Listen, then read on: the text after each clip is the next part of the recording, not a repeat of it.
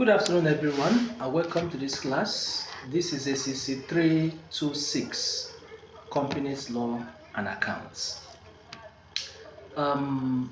Few hours ago, we just concluded our class on ACC 316, Financial Management. I'm sure you guys are done with your notes. However, there are one or two persons that I did not see online, and I wouldn't want you guys to also miss this class as well. Therefore, I would want us to look at this course all together, and then if there are any questions at the end of the class, we'll raise as usual. However, the first class I use a conference video call. This class I'm going to use a YouTube link which will enable you to have access to the class and listen to it, whether you are there as at the time it was posted or maybe you joined later on. You will be able to hear it from the first to the last section of it, and then we'll also drop our notes as usual and make sure you copy those notes. In our last class, we talked about the definition of company. We looked at the features of companies, where we said a company has a legal identity, that is, it is an artificial person, it has limited liabilities and all whatnots. In this case, you are going to be taught on classification of computers.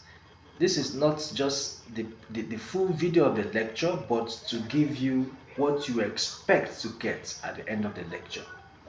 By the end of this lecture, you'll be able to classify companies based on their liability status, based on the members, based on the control, and based on their access to capital. And in the liability status, you'll be able to explain companies that are limited by shares,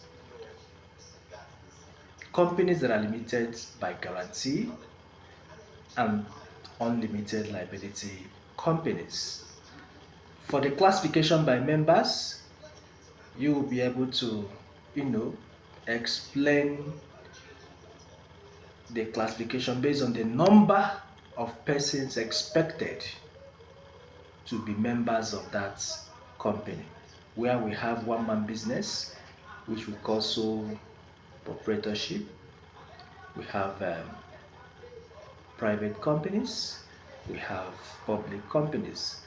You will also be able to explain classification based on control. When we talk about control, we will now be looking at whether the company on its own is able to control its activities solely, or do they rely on another company to control them. So we have holding and subsidiary companies, and we have associate companies.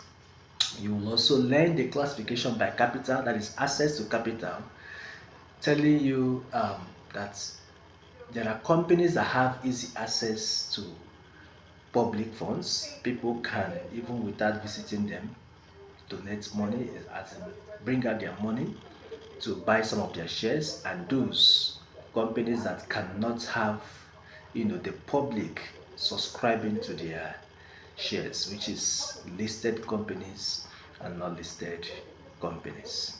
So these are the things we are going to achieve in this class. By the time we break it down, it's going to be much. If we finish it on time, we'll look at formation of a company.